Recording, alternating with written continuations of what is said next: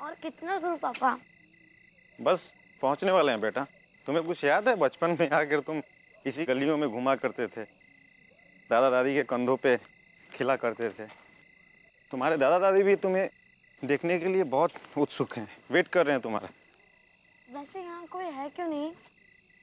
बेटा शहर में लोग लेट सोते हैं और गांव में खा पी कर जल्दी सो जाते हैं। ये रहा तुम्हारे दादा दादी का घर। बेटा रिशु, अरे संभल के।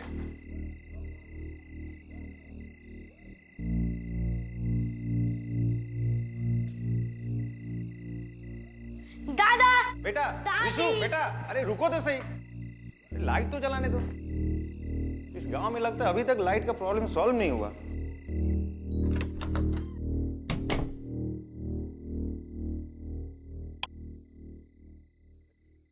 नमस्ते मम्मी पापा। आप लोगों ने तो मुझे डरा ही दिया था। कैसे हैं आप लोग? और सुबह से आप लोगों का फोन लगा रहा था, क्यों नहीं उठा रहे हो?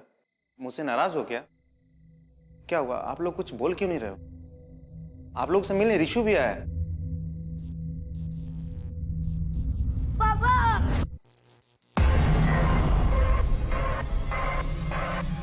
क्या हुआ? क्या हुआ बेटा?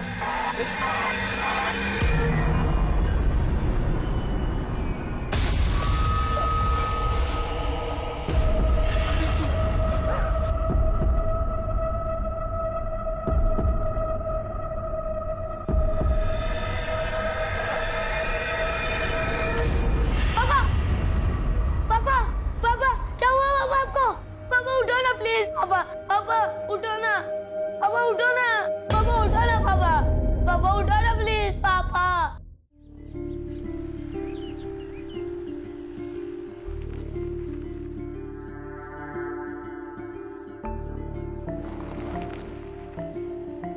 एएसपी आदिति शर्मा, अच्छा बताओ ऐसी कोई किताब बनी है जिससे तुम्हें जाना जा सके? क्यों? ऐसा क्यों बोल रहे हो? नहीं, कभी कभी हीरो की तरह गुंडों से लड़ पड़ती हो। सारे भूत प्रेत दोस्त थे तुम्हारे। अपने डैड का फोन आते ही बच्चों की तरह उछल पड़ती हो। और कभी कभी गुमसुम रहकर किसी सोच में रहती हो। वैसे फिलहाल क्या सोच रही हो? कुछ नहीं। वैसे आप मेरी पर्सनल लाइफ में इतना इंटरेस्ट क्यों ले रहे हैं एसीपी साहब? अरे इतने दिनों से एक साथ काम कर रहे हैं, इतने सारे केसेस एक साथ सॉल्व किए हैं। एक बार तो तुमने मेरी जान भी बचाई है। अब अपने कलीग के बारे में थोड़ी बहुत पर्सनल इंफॉर्मेशन रखने का हक तो बनता है। अच्छा, इससे पहले जो कलीग थी उसके बारे में सब पता होता था?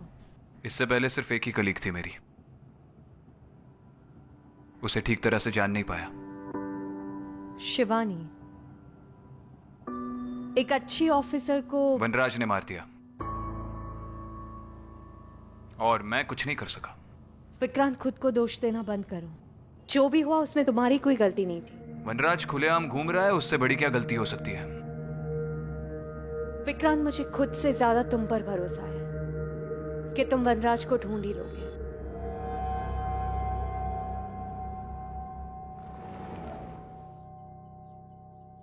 बताइए केस क्या है? सर केस बहुत अजीब है।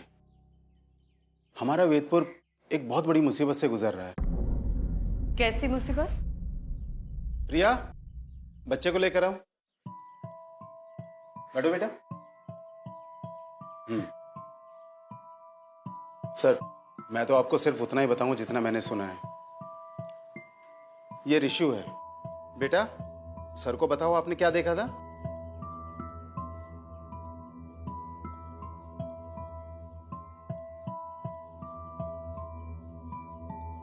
रिशु, तुम्हें हमसे डरने की जरूरत नहीं है। हम यहाँ पे तुम्हारी मदद के लिए आए हैं। बताओ क्या देखा था तुमने? पापा! पापा को मार दिया। अदिति, ये इस वक्त बहुत शॉक में है। इस वक्त इससे बात करना मुनासिब नहीं है। कांस्टेबल, लेकर जाओ। जाओ बेटा। आप ही बता दीजिए आपने क्या सुना है? सर, ये सुबह हमें पुलिस स्टेशन के बाहर मिला था। इसके पापा और इसके दादा दादी की डेथ बॉडीज घर से मिली थी। आपने आसपास के लोगों से पूछताछ की थी? जी मैम, हमने बात की थी। वो लोग भी वही बात कर रहे थे जो पूरा वेदपुर कर रहा है। क्या?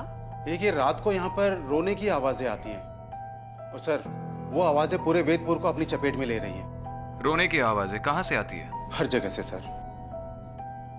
विक्रांत, आई थिंक हमें रिशु के दादा दादी के घर जाके एक बार देखना चाहिए।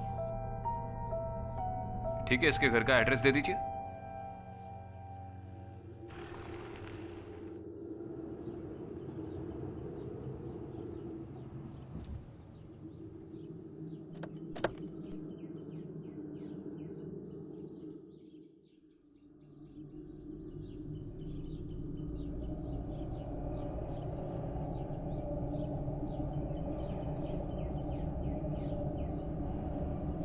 यही है।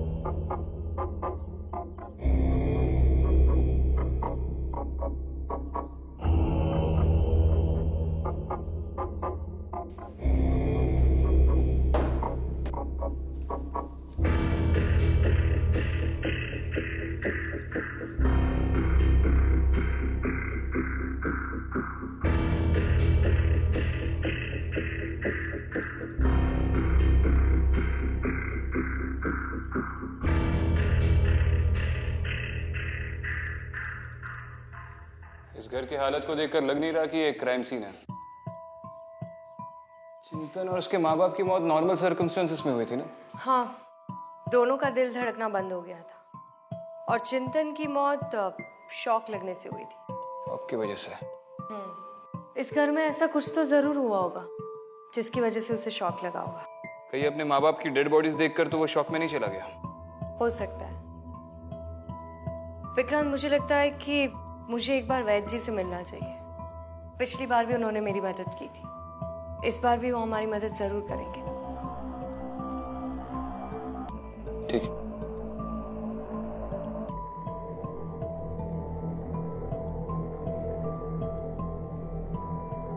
ठीक है, मैं गांव वालों से जाकर मिलता हूँ, तुम वैद्य से जाकर मिलो। ठीक है।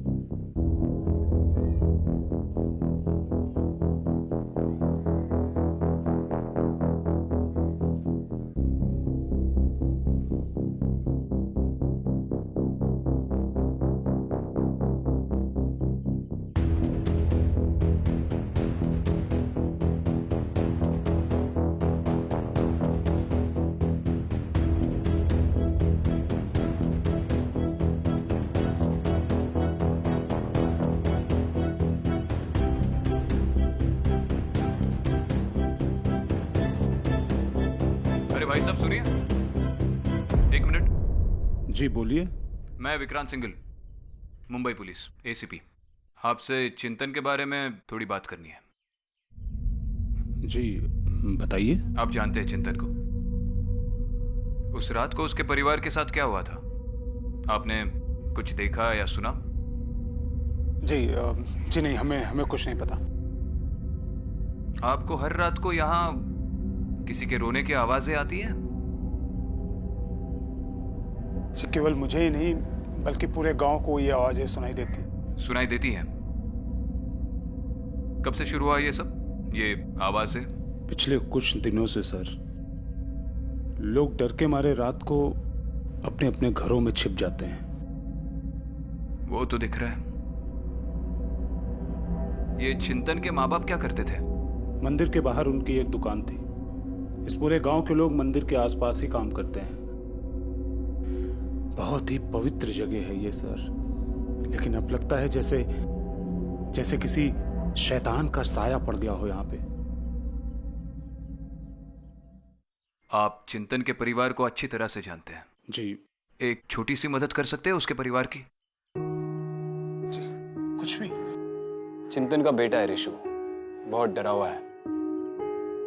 ऐसी हालत में उसका पुलिस चौकी पे रहना मुनासिब नहीं है। आपके घर में रहेगा तो परिवार की तरह महसूस करेगा। और हम तो है ही, आपको किसी भी चीज की जरूरत पड़ेगी तो बेशक कॉल कर सकते हैं। जी ठीक है। शुक्रिया। मैं रात को ऋषु को लेकर आऊंगा।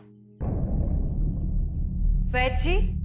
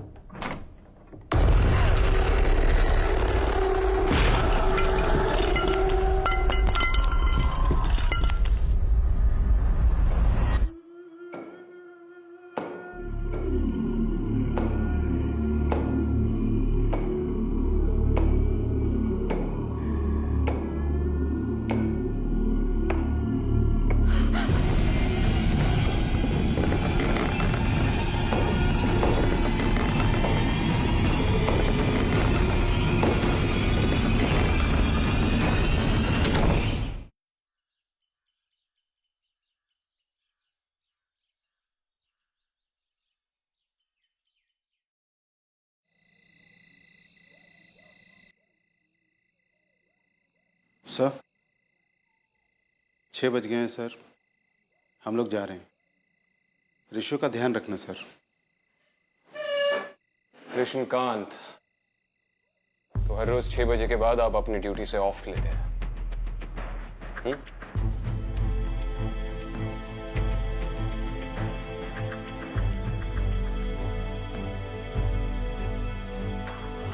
ड्यूटी ज्वाइन करने से पहले आप सबने एक शपथ ली थी कि ये देश, इसके सारे लोग हमारा परिवार है और किसी भी हालत में हम अपने परिवार की रक्षा करेंगे, याद है? और जब वेदपुर को आपकी सबसे ज्यादा जरूरत है तो आप भीगी बिल्ली की तरह 6 बजे के बाद अपने घर में घुसकर छुप रहे।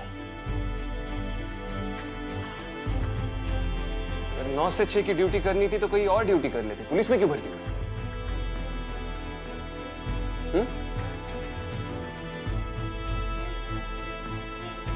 सिर्फ ऋषु का ही नहीं, पूरे वेदपुर का ख्याल रखने के लिए मैं अकेला ही काफी हूं। और एक बात याद रखिए, भूत, प्रेत, पिशाच, आत्मा या कोई भी बुरी शक्ति इंसान की हिम्मत और उसके जज्बे से बढ़कर नहीं होती। दफा हो जाइए।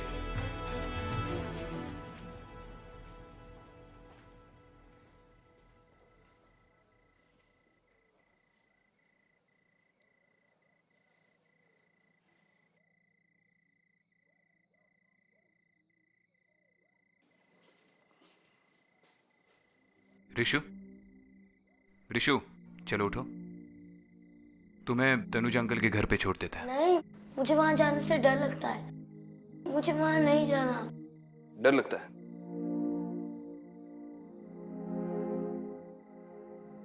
अच्छा मुझे बताओ, तुम्हारा फेवरेट सुपर हीरो कौन है? सुपरमैन। सुपरमैन। ऋषु, बचपन में एक बार मैं साइकिल चलाते चलाते गिर गया था। तब से साइकिल चलाने का खौफ मेरे जहन में बैठ गया, मेरे दिमाग में बैठ गया। मुझे बहुत डर लगने लगा साइकिल चलाने से। तो मैंने अपने बाबूजी से जाकर कह दिया कि इसके बाद मैं दोबारा कभी साइकिल नहीं चलाऊंगा। तो उन्होंने मुझसे कहा कि बेटा, अगर जिंदगी में आगे बढ़ना है, कुछ बड़ा बनना है, तो जिस चीज से तुम्हें सबसे ज्यादा डर लगे, सुबह उठकर सबसे पहले वही चीज करो। और उस साल स्कूल की साइकिलिंग कंपटीशन में मैं फर्स्ट आया। तो अब तुम भी मत डरो। ये देखो, इस पर्ची पर मैंने अपना फोन नंबर लिख दिया है, ये अपने पास रखो। अगर तुम्हें वहां पर कोई भी प्रॉब्लम आए तो मुझे फोन कर देना, मैं सुपर हीरो की स्पीड से वहां पर पहुंच जाऊंगा, ठीक है?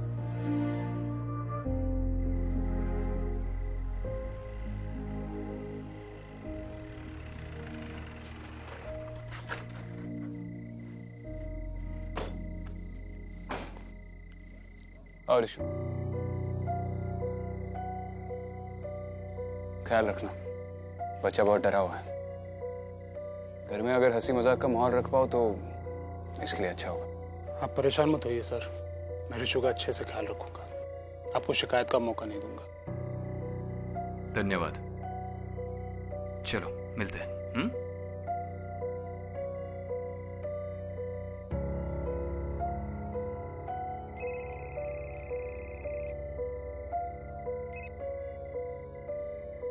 हाँ दीदी। कहाँ हो विक्रांत? ये ऋषि को छोड़ने आया था, बस निकल ही रहा हूँ। मिलते हैं।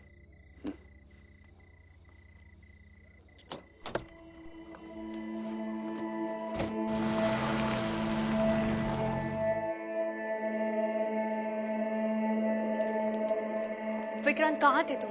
कब से कॉल कर रही थी, तुम्हें फोन क्यों नहीं उठा रहे? अरे मैंने तुमसे कहा था ना, मैं ऋषु को तनुज के घर पे छोड़ने गया था। हाँ पर एक फोन तो कर सकते थे। कहाँ हो, क्या कर रहे हो, कुछ अता पता ही नहीं तुम्हारा। अब मैं क्या करूँ, मुझे ड्यूटी करते समय फोन पे बात करने की आदत नहीं है। हाँ तो अब आदत डाल लो। मतलब कुछ नहीं। वैद्य जी ने क्या कहा? वो भी अब यहाँ शायद नहीं है। उनके आश्रम में भी बुरी शक्तियों का साया है। जब मैं उनके आश्रम में गई तो एक बुरी आत्मा ने मुझ पर अटैक किया।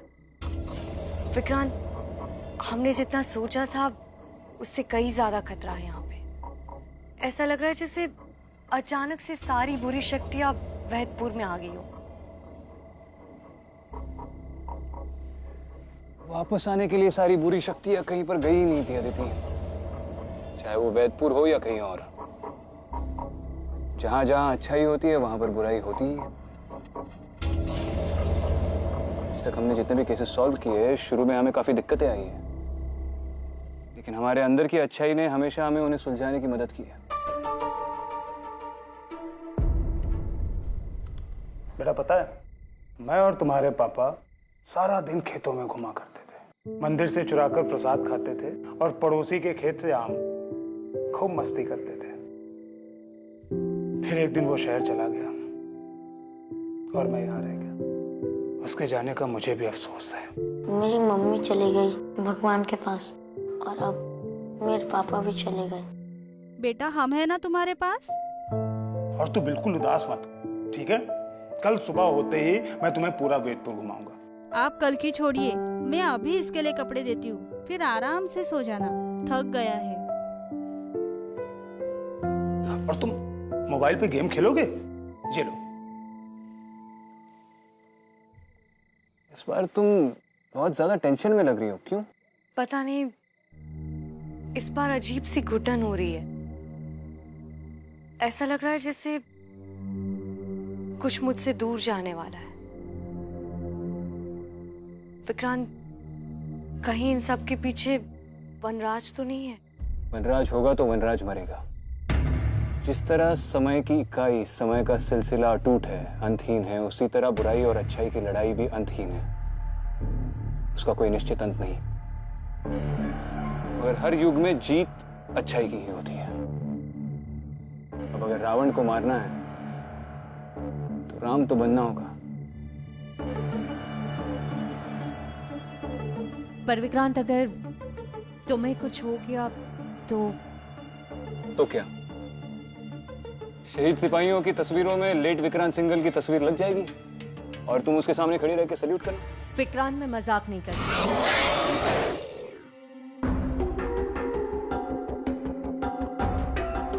लगता है अब जाने का वक्त आ गया है।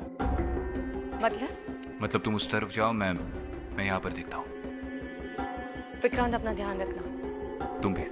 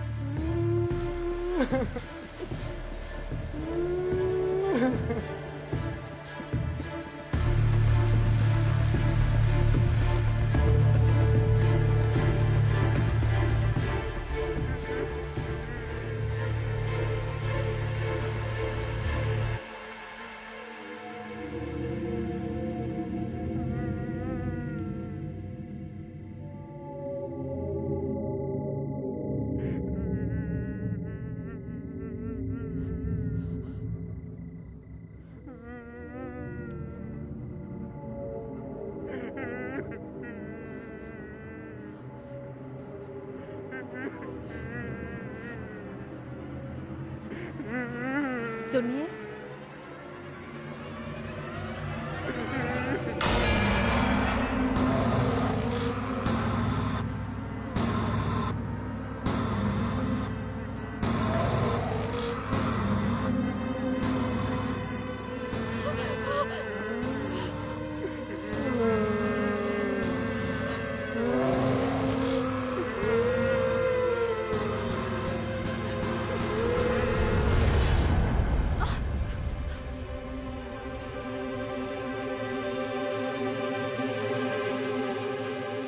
जी आप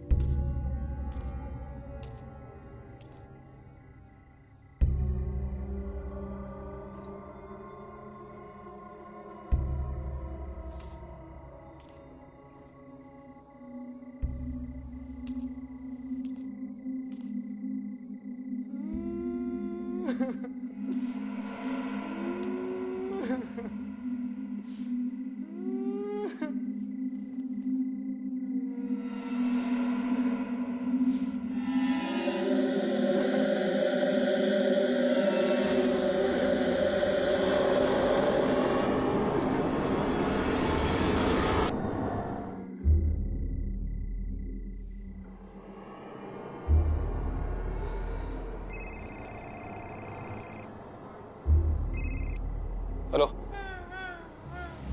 हेलो ऋषु, हेलो, रो क्यों रहे हो ऋषु? अच्छा सुनो, रो मत, मैं आ रहा हूं, मैं आ रहा हूं। आखिर तुम्हें वेदपुर के खतरे के बारे में पता चल ही गया। जी,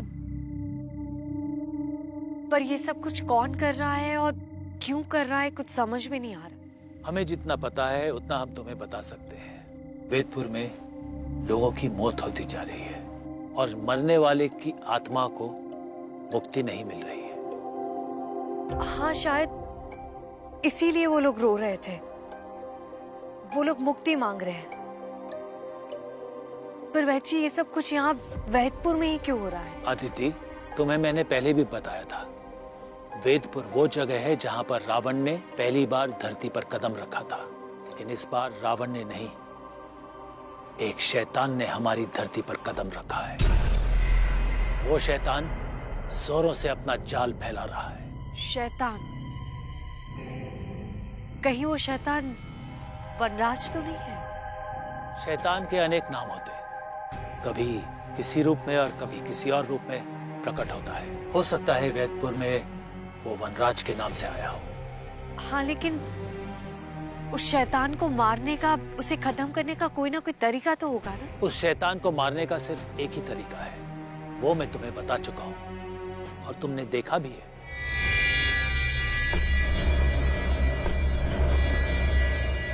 वो 4 निशान। पर वैची, वो 4 निशान से वनराज को मारना? अदिति, मैंने तुम्हें बताया था ना, 4 नहीं 5। पुराने ग्रंथों में भी लिखा है और भूतकाल के शास्त्रों में भी यही लिखा है। मैंने पढ़ा है और हर एक निशान का अपना मतलब होता है। पहले निशान का प्रतीक शक्ति है, दूसरे निशान का प्रतीक ऊर्जा, तीसरे का प्रतीक है बुद्धि, चौथे का प्रतीक है सर्वश्रेष्ठ और आखिरी निशान इस ब्रह्मांड का प्रतीक है। वो कहां पर है और कैसा दिखता है ये हम नहीं जानते। पर वैद जी अगर 4 निशान मिल गए हैं तो 5वां भी कहीं ना कहीं होगा। उसे ढूंढने का कोई तरीका होगा, कुछ तो। हमें इसके बारे में ज्यादा तो नहीं पता है, लेकिन हाँ हमने पढ़ा है कि जब भी अच्छाई और बुराई का युद्ध होगा, वो प्रतीक वहां अपने आप प्रकट हो जाएगा। ऋषु, ऋषु, तनुज, तनुज।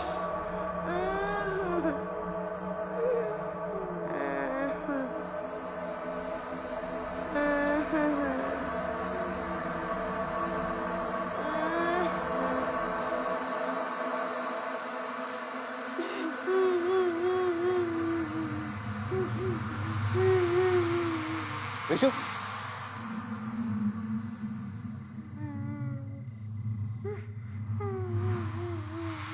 आप तनुज।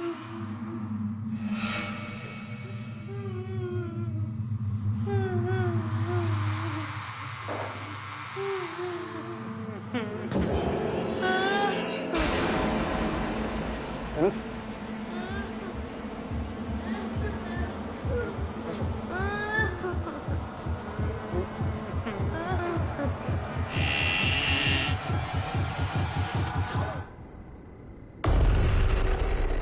वनराज,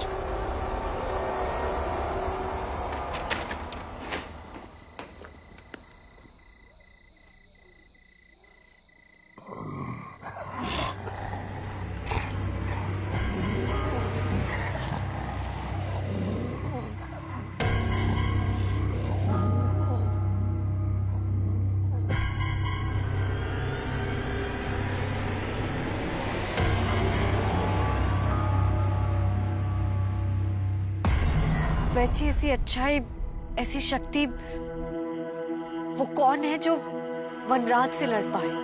वनराज से लड़ाई बहुत पुरानी है अदिति। सबसे पहले उससे लड़ने आया था सिद्धांत। सिद्धांत जोगलेकर, शिवानी का भाई। सबसे पहला निशान हमने उन्हीं की डायरी में देखा था। उसके बाद आई शिवानी, उसके बाद आई तुम, और वो विषकन्या अनन्या। और मुझे पता नहीं कि तुम ये बात जानती हो कि नहीं, तुम, सिद्धांत, उसकी बहन शिवानी और वो विषकन्या अनन्या एक ही अनाथ आश्रम से हो। रामेश्वर शिशु मंदिर।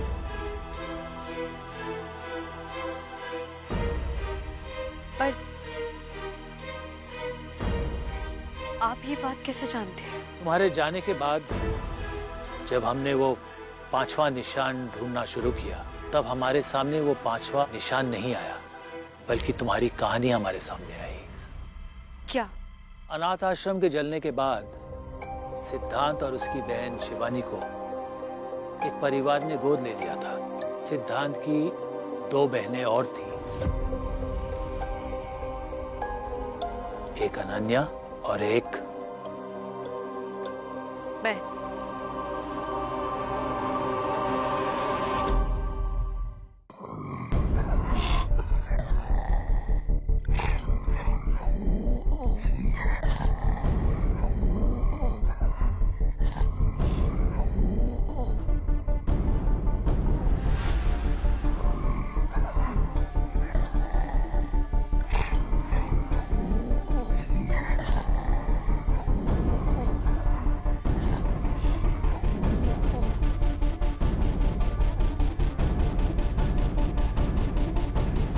लेकिन तुम सब वनराज को मारने के लिए नहीं, बल्कि वनराज को मारने वाले की सुरक्षा के लिए यहाँ आए हो।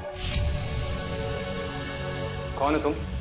मेरा नाम अदिति है। शिवानी ने मुझे यहाँ भेजा है किसी की मदद करने।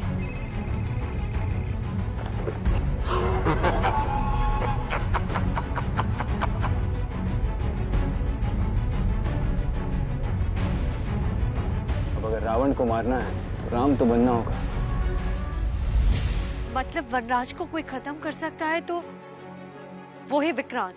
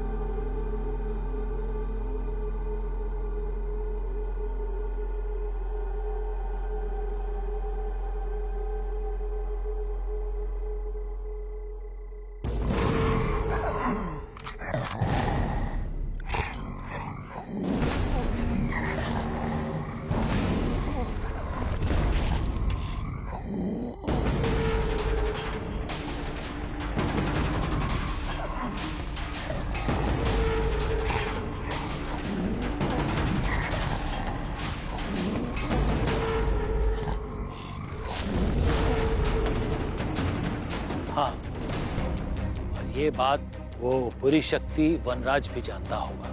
वनराज को मारना इतना आसान नहीं है अदिति। विक्रांत की जान को भी खतरा है। तुम्हें जल्द से जल्द वो 5वां चिन्ह ढूंढना पड़ेगा, क्योंकि वो 5वां चिन्ह ढूंढने के बाद ही दूसरी दुनिया का दरवाजा खुलेगा और इन सब आत्माओं को मुक्ति मिलेगी और तभी वनराज को मारा जाएगा।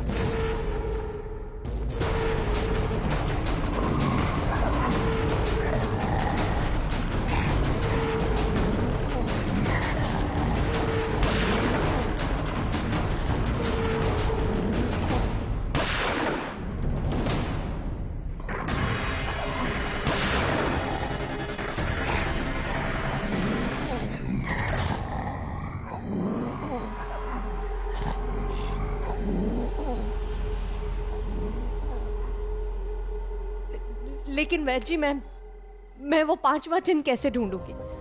कहाँ मिलेगा वो मुझे? कोई तो तरीका होगा उसे ढूंढने का।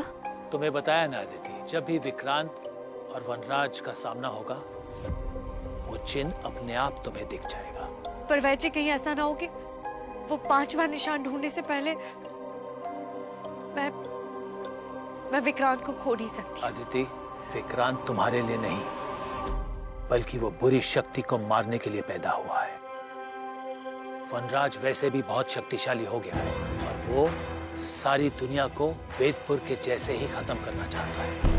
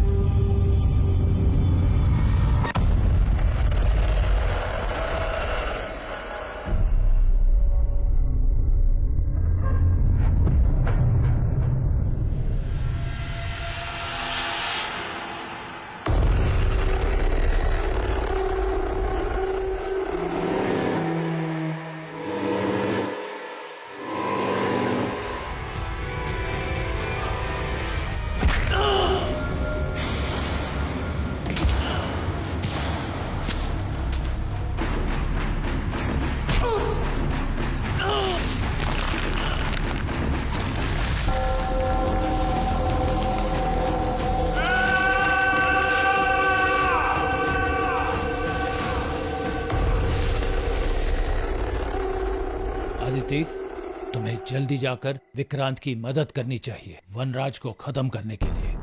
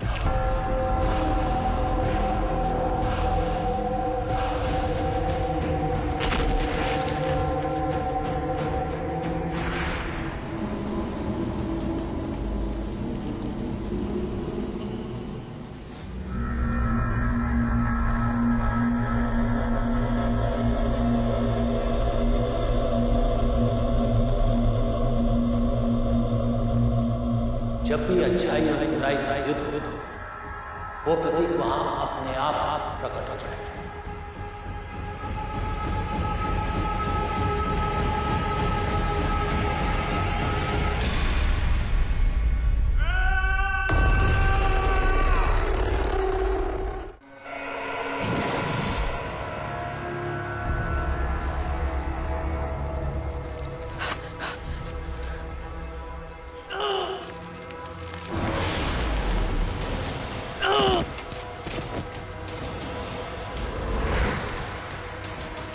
निशान प्रकट हो गए, तो पांचवा निशान भी यहीं कहीं होना चाहिए।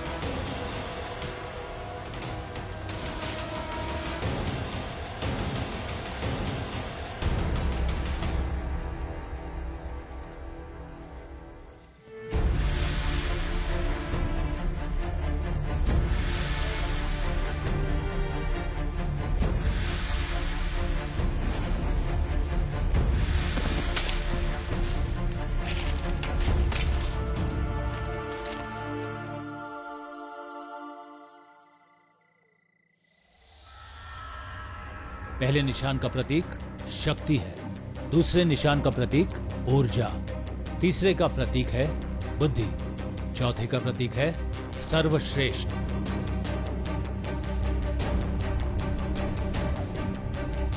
और आखिरी निशान इस ब्रह्मांड का प्रतीक है।